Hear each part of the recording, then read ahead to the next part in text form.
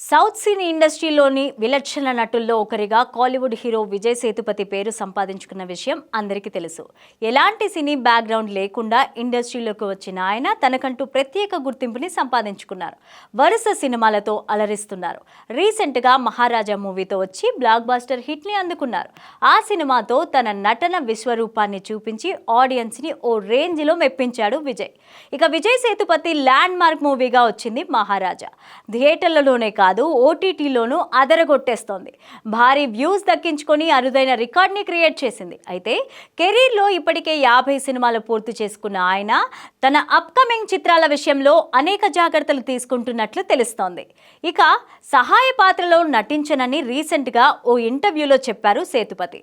ప్రస్తుతం పాండిరాజ్ మూవీ చేస్తున్న ఆయన మరో 2 సినిమాల రిలీజ్ కోసం వెయిట్ చేస్తున్నారు.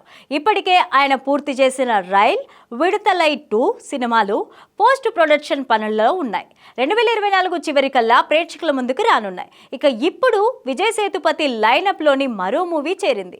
అదే blockbuster hit movie 96 sequel.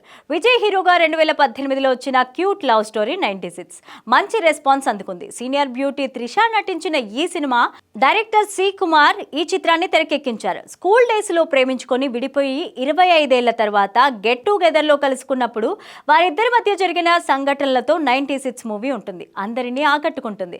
ఇప్పుడు ఆ సినిమాను సీక్వెల్ ను తెరకెక్కించబోతున్నట్లు ప్రేమ్ కుమార్ రీసెంట్ గా ఓ ఇంటర్వ్యూలో చెప్పారు. ఇప్పటికే స్క్రిప్ట్ వర్క్ కూడా కంప్లీట్ అయినట్లు తెలిపారు. విజయ్ త్రిష డేట్స్ ఇవ్వగానే అన్ని పనులు మొదలవుతాయని తెలిపారు.